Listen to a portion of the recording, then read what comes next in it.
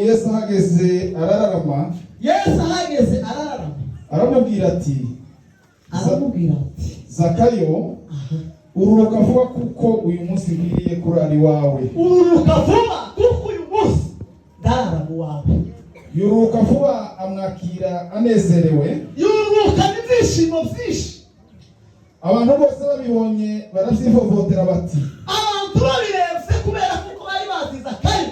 Abantu baravuga ngo se nibiki bibaye. Dorere agiye gucumbika ku munyamahanga, agiye gucumbika ku mupagani. Maze Zakayo arahaguruka abwira umwami Yesu ati, dore databuja, umugabane wa kabiri w'ibintu byanje ndawuha abakene, kandi umuntu wese nambuye ndabimuriha kane.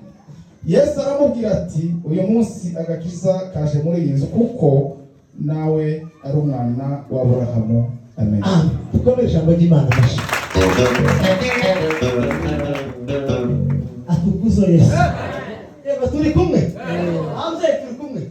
Nani muzamura amaboko. Haleluya. Abagabo bazabikomeza tibikiriza.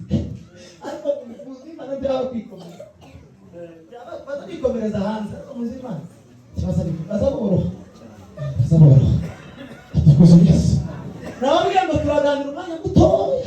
Ijambo rivuga ngo guhura na Yesu ukaba mushaka hinduka ukaba. Atukuzo Yesu. Amen. Ya, uyu mugabo tuvuze Zakayo, abantu benshi baramutamye kuvuga amateka ya Zakayo. Gusa ngo yari umugabo wari uturiye ariko kandi wari afite akazi kajyana amafaranga. Kandi bakamenya gutoza abantu amafaranga. Ndetse banigana bakabanyuza mwishi. Kubera ko kwera umuyobozi mukuru. Ariko hari ikibazo kimwe yari afite. Ntabwo yari akijijwe. Ntabwo yari azi Imana. Noneho bukeye ngo yumva amakuru ko Yesu w'i Nazareti ngo ari buce Yeriko. Yego. Amenya amakuru ko Yesu ari buce Yeriko. Aravuga ngo uyu Yesu abantu bari mu kuririmba wabaye igitangaza ni umuntu umeze gute. Naje noneho usanga uzakunda. Ngomba gukora ibishoboka byose nkamubona. Imana icyubahiro. Amen. Haleluya. Ngomba kumubona Yesu. Uzugira inyota ingana gute yo gushaka Yesu. Abantu bari mu gutekereza bakarara bicaye imitwe babikaje guturika kubera gutekereza za business n'ibindi no kwiteza imbere. Ariko ntibafata umwanya wo gutekereza Yesu. Haravuga ngo Yesu ngomba kumubona byanga byakunda. Atukuzo Yesu. Amen. Barangize yumva amakuru ko Yesu ari hafi. Abantu barateza hanze nguwo Yesu araje. Kuko abantu Yesu yacanaga n'abantu benshi n'ahantu hose cyane bakamukurikira kubera ko yari umwana. Atukuzo Yesu. Amen.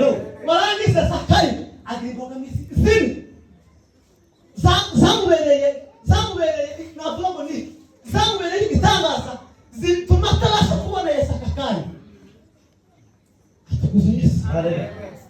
Imbogamizi ya mbere Zakayo yari mugufi. Nzamana kuno yarangera kaba. Noneho areba abantu kuntu bameze. Areba nyamishi abantu. Aravuga ngo uzanga zakunda. Kubera kuko ndi mugufi. Sinobona Yesu. Nobona Yesu gute? Nukundesha. Imbogamizi ya mbere. Atukuzo Yesu. Imbogamizi ya kabiri. Murantu bari benshi cyane. Aravuga ngo nubwo nosesera kagenda keseka. Ngo sinohuka hari kubera hariho abantu n'abantu. Aravuga ngo nubwo nogenda sesera kagenda nyombo sinogeraho Yesu kubera ubwinshi bw'abantu. Kandi shaka kumubona. Imbogamizi ya kabiri abantu bari benshi. Imbogamizi ya gatatu. Atukuzo Yesu. Ngo afite imibanire mibi n'abantu. Aravuga ngo nubwo rimeze gute sinosaba inzira ngo bayimbere. Ubanye n'abantu gute? Amen. Aravuga ngo abantu n'abagiriye nabi sinshobora kubasaba serivisi ngo bayimbere. Ndasaba ndi iyo nza kuba nyine n'abanye neza n'abantu nari kubwira ati mbeza akayira chef mbeza akayira. Ariko kubera ukuntu umuntu yari yaranyanganyije abantu, yarabakubise, yarabatoteje, yarabagiriye nabi, nta muntu wagombaga kumuha inzira. Ni abantu bari bafunze inguni, yareba akazagara abantu babo.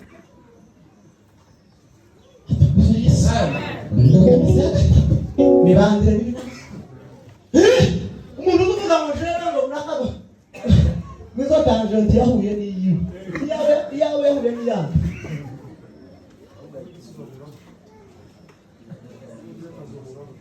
Abantu batarabanyabiheke bamwe barabahana usanga umuntu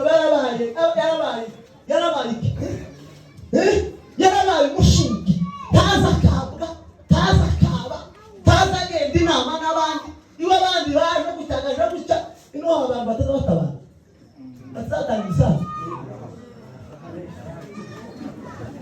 tubireke.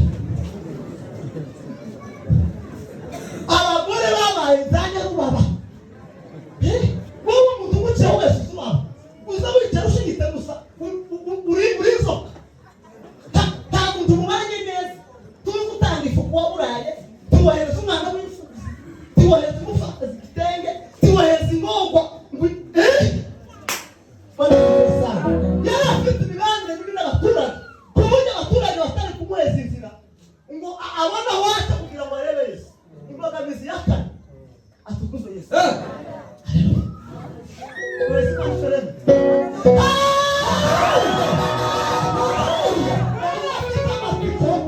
Afite amatsiko atamwemerera kugenda atabonye Yesu. Aravuga ngo nubwo abantu ari benshi, nubwo ndi mugufi, nubwo n'abandi n'abantu nabi, ariko sino nogera utabonye Yesu nohuye.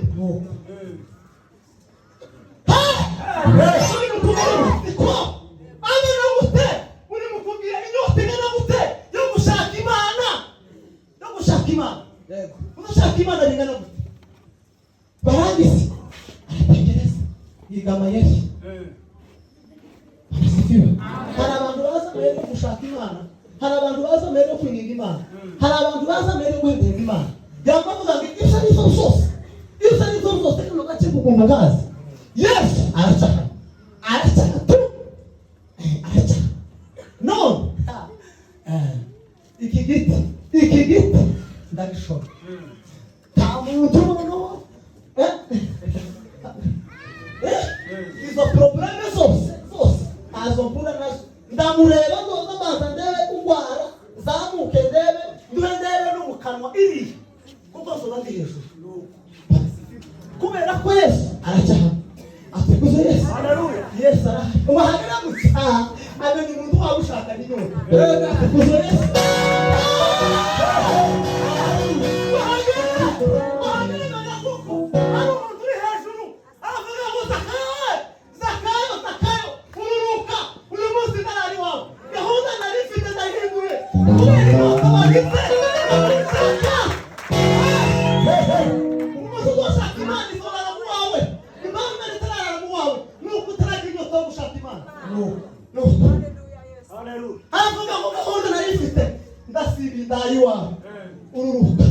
Ururuka tundebere hejuru. Turuka tunda habanza mukurunguruka Imana. Bakaza Imana akajya biki. Aravuga ngo ururuka tatewe. Ururuka tundumuka uyu munsi. Ndareba.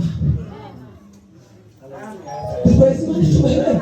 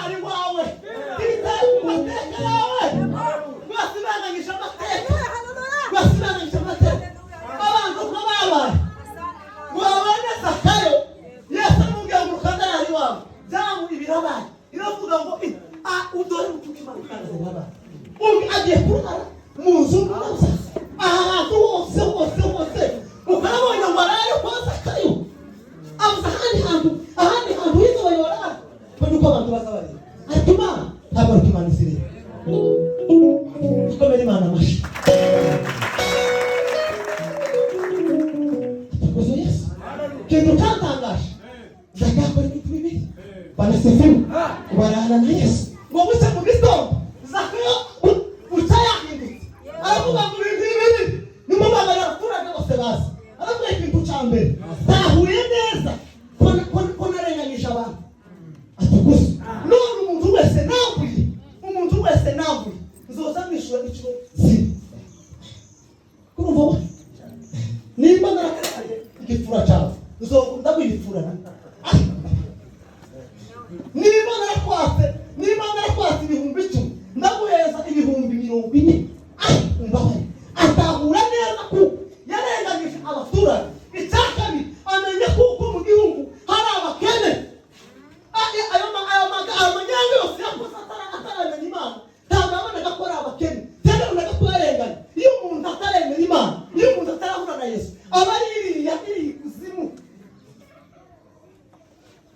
ngo atahura neza kuko mu gihugu hari abakene. Aravuga ngo kimwe cya kabiri cy'ubutunzi mfite ndabihereza abakene. Abakene mvuga abakene bose bazi kubera ko iraranye n'Imana. Iyo wararanye n'Imana, Imana yaraye mu wawe, Imana neza mararanye buze n'ikintu uzanyuze. Kandi ibyo bihindutse abantu bazakubona ko wararanye n'Imana. Hari abantu benshi bari mu gukweta Imana. Gusa mwumvira Imana icyubahiro yemeye.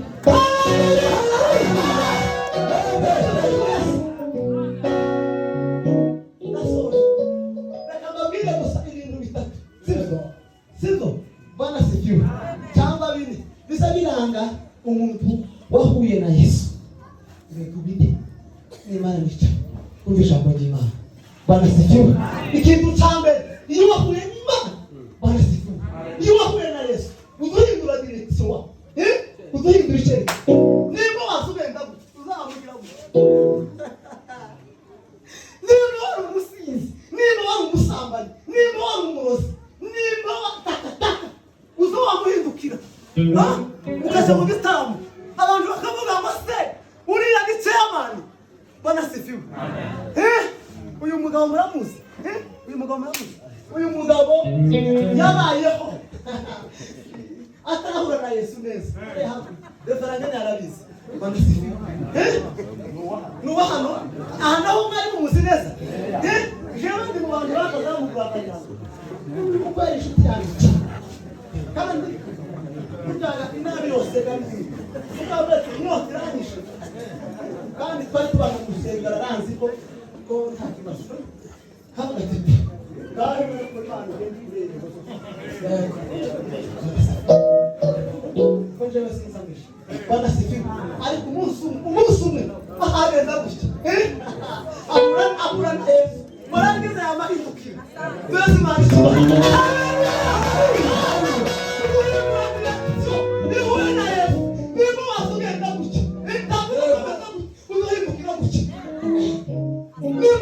Umusambani usubira umuyumbi ukamunya amasengesho ukamuvuga butumwa ukamuririmba.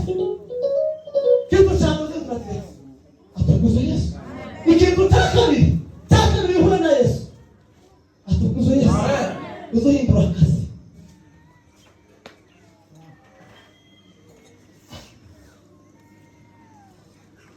Agajya ko ni mushakira amazi bakani nakanda.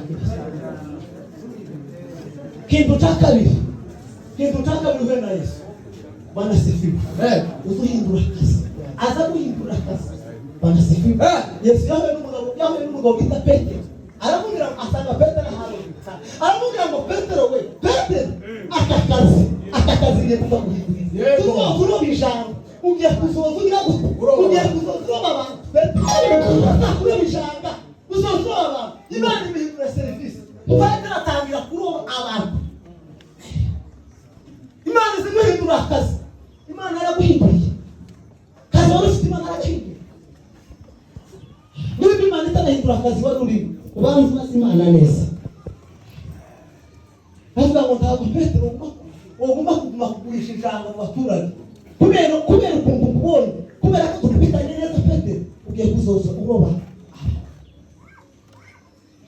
Atukuza Yesu. Atukuza. Kintu cya gatatu iyo uhuye na Yesu aza guhindura isi. Atukuza. Reka mbabwire narahindutse.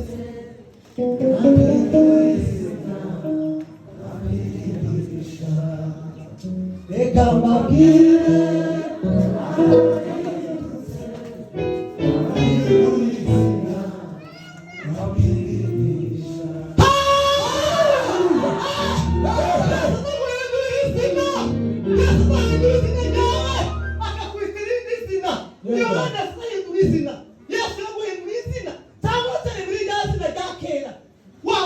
wamusambanyi wamuzi wamuzi. Yesu yahuye na Paulo. Avuga ngo Paulo we kurandenganya riziki. Paulo. Kurandenganya riziki Paulo we. Avuga ngo Paulo uno musituki cyiswe sawu ahubwo uhindutse Paulo. amuhindurira izina kubera guhindura icyerekezo. Iyo uhura na Yesu aza guhindura izina. Niba utarahindurirwa izina turahura na Yesu, ariko umunsi wahuye na Yesu Yesu azaguhindura izina. Yesu yamuhindura izina. Yesu yamuhindura direkisiyo. Abantu babaye amazina ya kera ntacyahindutse pe. Uko wari uri kera n'uyu munsi ni kukiri, ariko iyo wahuye na Yesu Yesu azaguhindura izina. Yesu akakwambika irindi zina rishya. Yesu aravuga ngo tukikiri sawa, ahubwo uyu munsi wiswe atukuzwe Yesu, atukuzwe Yesu. Iyo uhuye na Yesu Yesu azaguhindura. Mureke mbabwire, ntabwo uzoja mu ijuru, ndabarahira, ntabwo uzogenda mu ijuru utarahura na Yesu, kuko Yesu nimara kuguha azaguhindura, kandi Yesu namara kuguhindura azagukoresha. Ijambo ry'Imana rituganze.